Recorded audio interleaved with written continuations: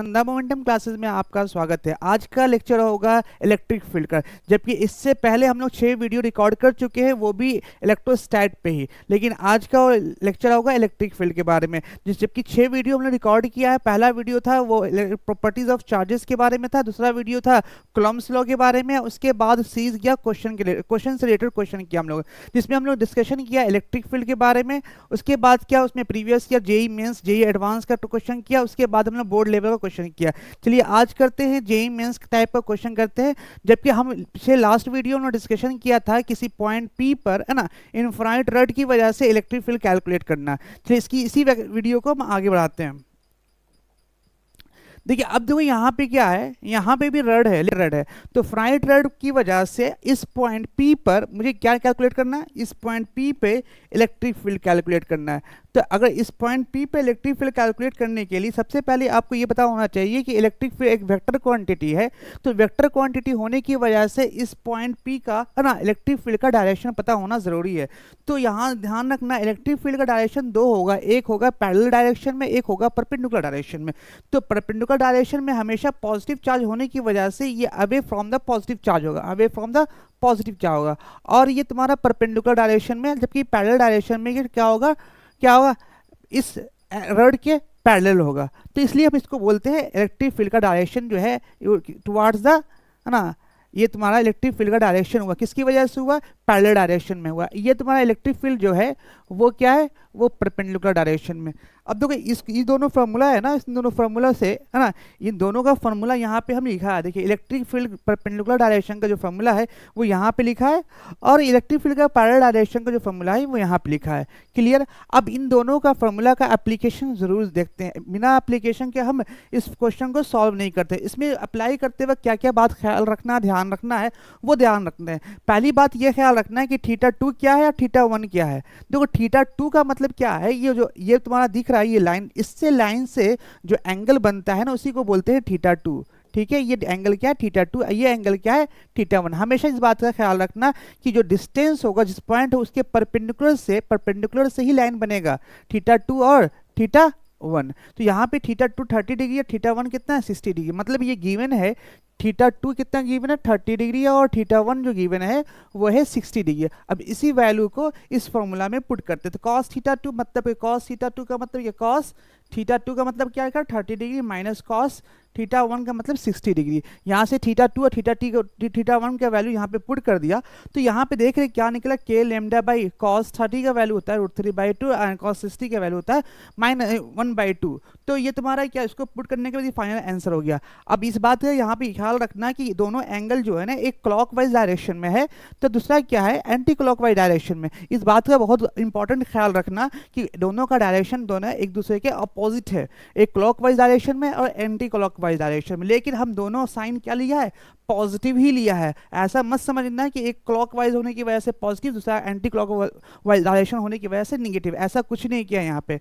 चलिए ये तुम्हारा कौन सा निकला, ये पैरेलल डायरेक्शन में लेके, हम पैरेलल डायरेक्शन का मतलब क्या, इस डायरेक्शन में इलेक्ट्रिक फील्ड निकल चुका है। मुझे चाहिए परपेंडिकुलर डायरेक्शन में इलेक्ट्रिक फील्ड कहाँ चाहिए, परपेंडिकुलर डायरेक्शन में। तो परपेंडिकुलर डायरेक्शन का इलेक्ट्रिक फील्ड का फॉर्मूला है k lambda B D sin θ1 plus sin θ2। sin θ1 plus sin θ2 की बात कर लेते हैं। sin θ1 जो है वो sin θ1 60 डिग्री है और θ2 कितना है 30 डिग्री है। तो इन दोनों का वैल्यू पुट करते हैं तो फाइनली क्या होगा, sin k lambda by a sin 60 degree का √3/2 प्लस sin 30 डिग्री का 1/2। ये फाइनल तुम्हारा इस क्वेश्चन का आंसर होगा।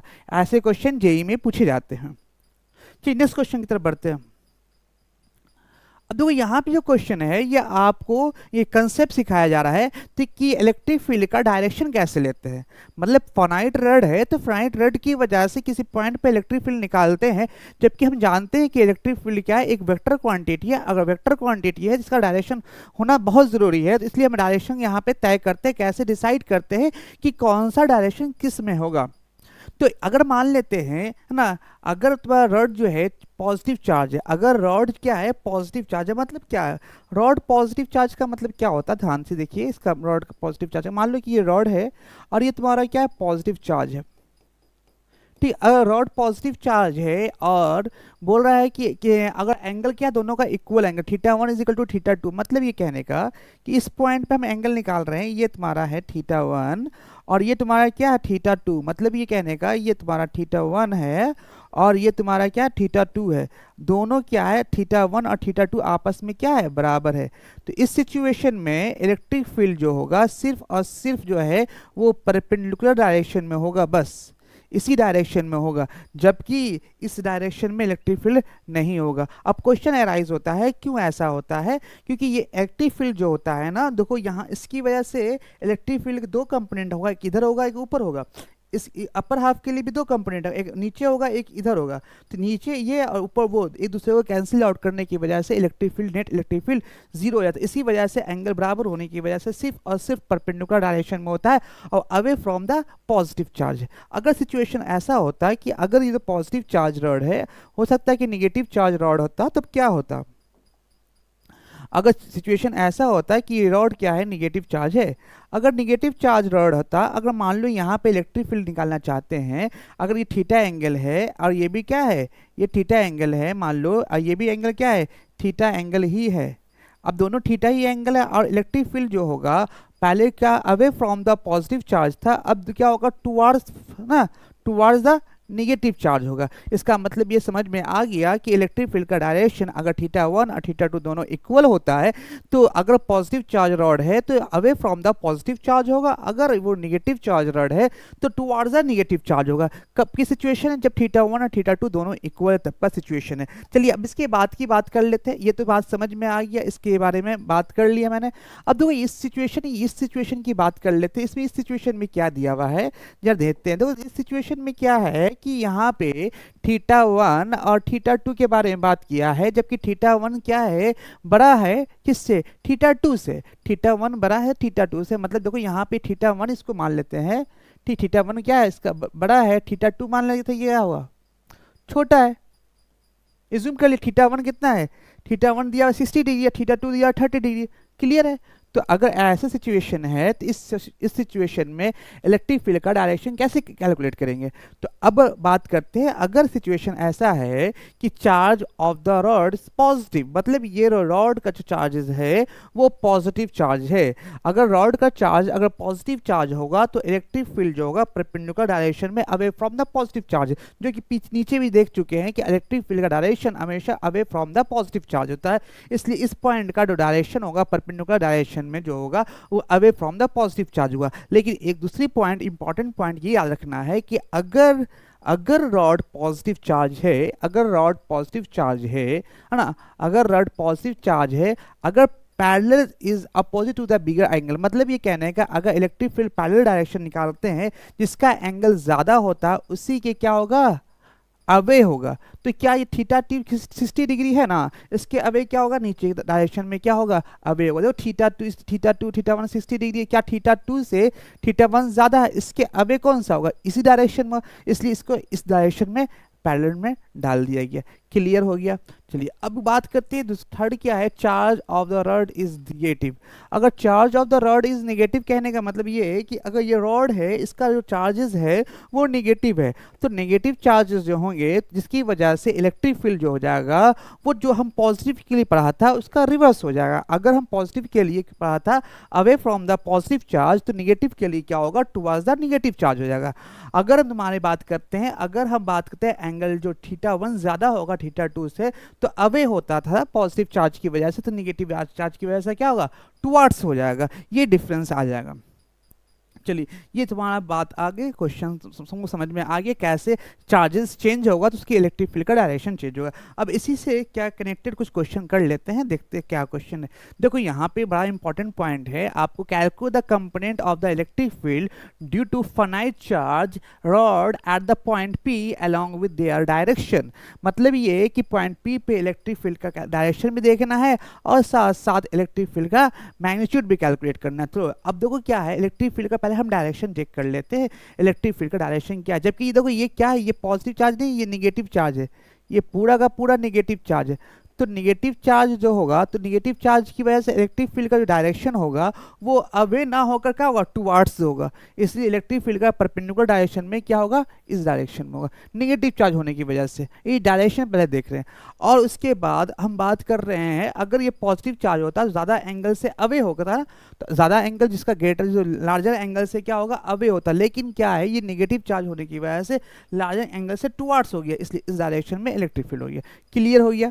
तो ये समझ में आ गया कि इलेक्ट्रिक फील्ड क्या होगा, इलेक्ट्रिक फील्ड का डायरेक्शन क्या होगा। अब मैग्नीट्यूड की बात करें तो मैग्नीट्यूड में दो थीटा था, एक थीटा 1 था और एक थीटा 2 था। तो थीटा 1 और थीटा 2 बड़ा इंपॉर्टेंट ध्यान रखने हैं, दोनों किससे ले रहे थे, रॉड के परपेंडिकुलर डायरेक्शन से ले रहे थे एंगल। तो रॉड का परपेंडिकुलर ये है ना। अब इसका जो डायरेक्शन होगा थीटा 2 और थीटा 1, तो ध्यान से देखिए जो एंगल होगा, ये तुम्हारा ये एंगल होगा, एक एंगल ये होगा और एक एंगल ये होगा, ठीक है।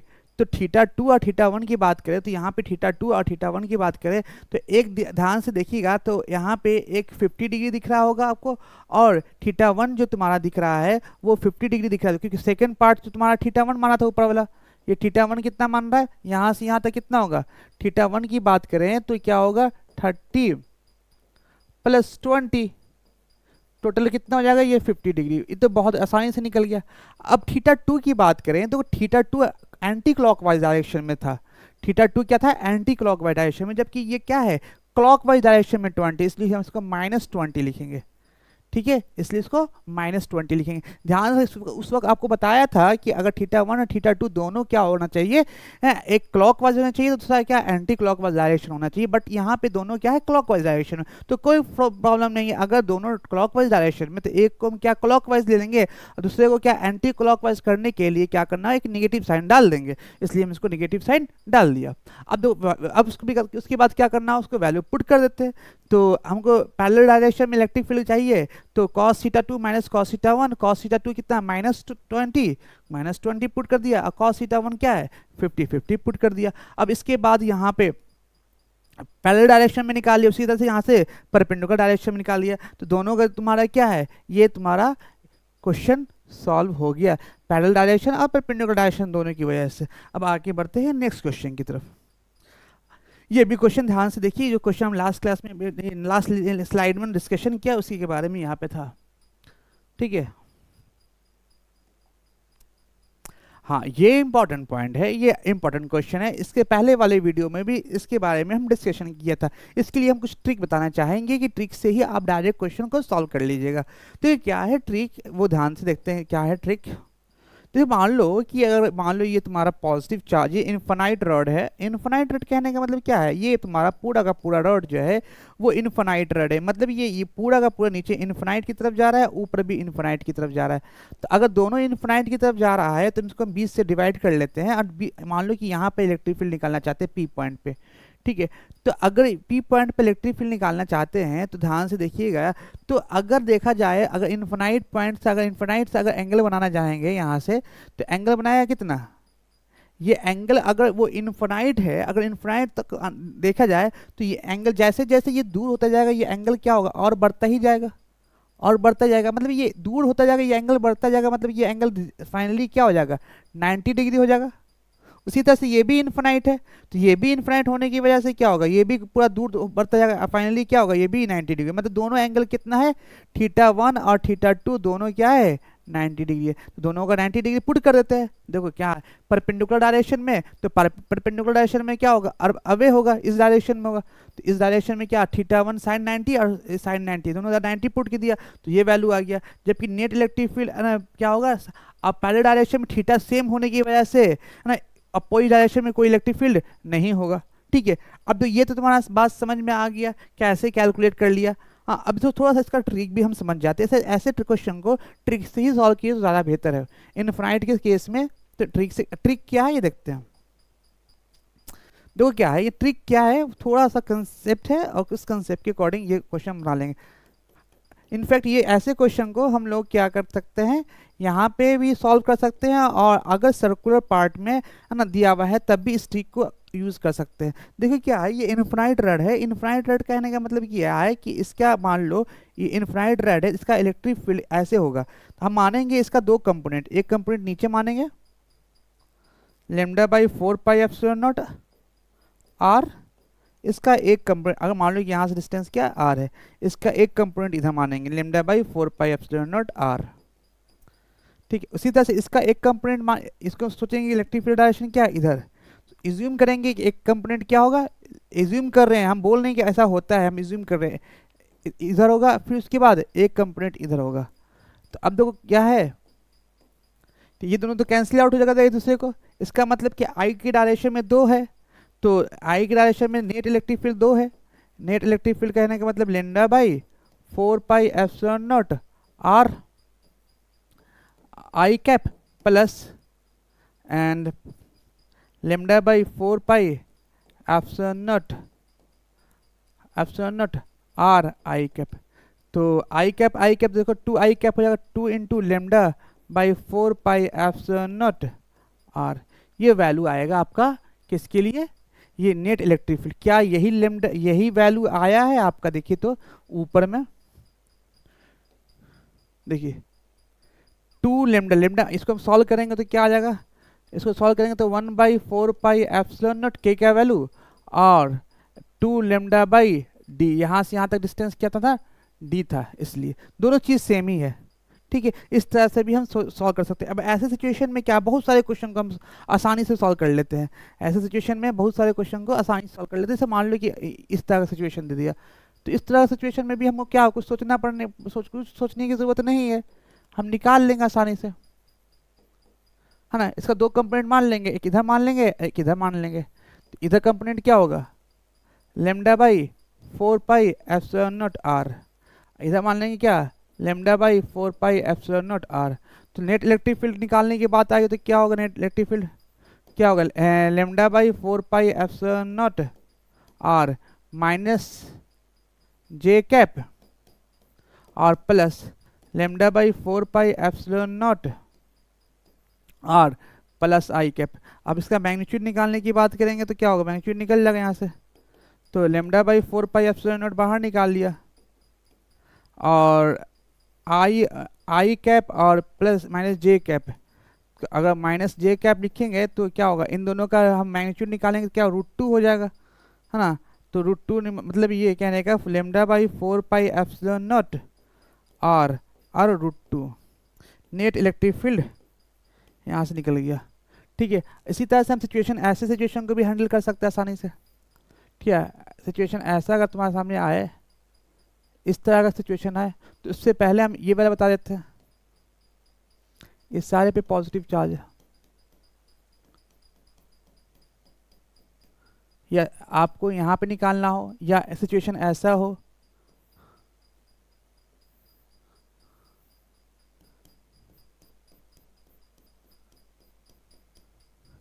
यहाँ पे सिचुएशन है, तो इधर क्या होगा, इसकी वजह से इधर ये होगा, इसका दो कंपोनेंट होगा, एक इधर होगा λ/4πε0 आर, और एक इधर कंपोनेंट होगा λ/4πε0 आर। तो अभी आसानी से सॉल्व कर लेंगे ऐसे सिचुएशन में भी क्वेश्चन को। ठीक है, तो ये तुम्हारा ट्रिक था, हम आसानी से सॉल्व कर सकते हैं। इसके बाद आगे बढ़ते हैं नेक्स्ट। हाँ, यही चीज़ यहाँ पे दिखा दिया गया जो हम निकाल के आपको दिखा दिया। हाँ, ये अच्छा क्वेश्चन है। Charge q of mass m is place at the distance r1, मतलब कि ए charge q is place distance r1 पे प्लेस किया गया है from the infinite long wire. What will be the velocity of the charge at distance r2।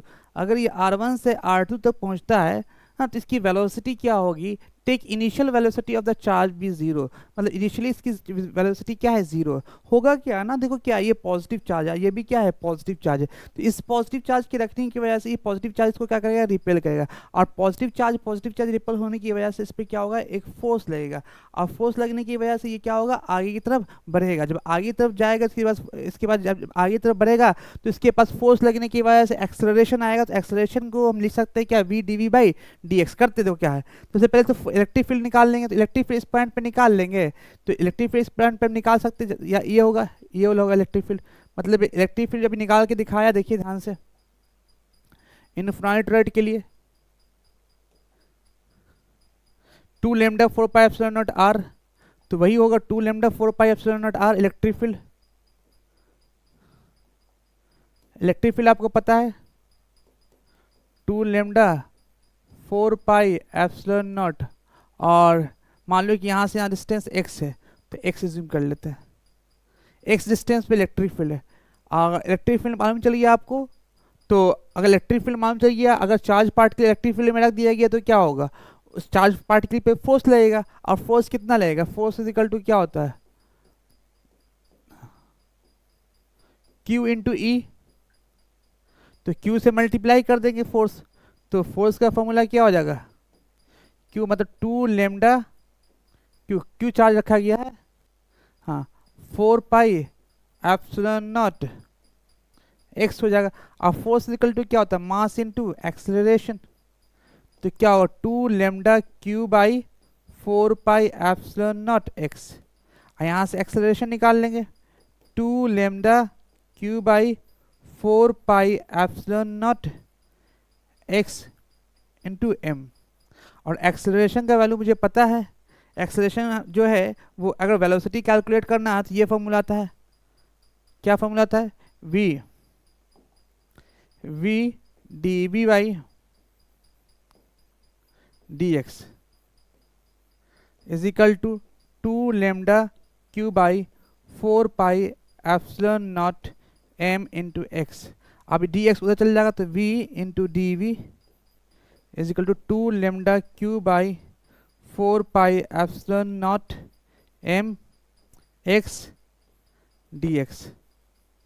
अब इसको integration करना शुरू करते हैं। जैसे इंटीग्रेशन करेंगे तो क्या, कांस्टेंट को बाहर रख लेंगे, कांस्टेंट यहाँ तो v dv तो हो जाएगा, v dv का इंटीग्रेशन, और कांस्टेंट टर्म देखो क्या है, 2 lambda Q 4 pi epsilon not m, 2 lambda Q divide by 4 pi epsilon not m divide by dx by x। अगर इनिशियल कंडीशन की बात करें x is equal to 0, x is equal to कहाँ है, r1 पे, तो r1 पे जब स्टार्ट कर रहे हैं तो उस वक्त बोला गया क्वेश्चन में कि इसकी वेलोसिटी 0 है। अगर ये r2 पे पहुंचता है कि इसकी वेलोसिटी कितनी हो जाती है, v वेलोसिटी हो जाती है, इसका हम इंटीग्रेशन करेंगे तो क्या होगा, v square by 2, v square by 2, और इसका इंटीग्रेशन करेंगे 2 lambda Q by 4 pi epsilon not m and ln x r1 से लेकर r2 तक, r1 से लेकर r2 तक। ध्यान से देखिए,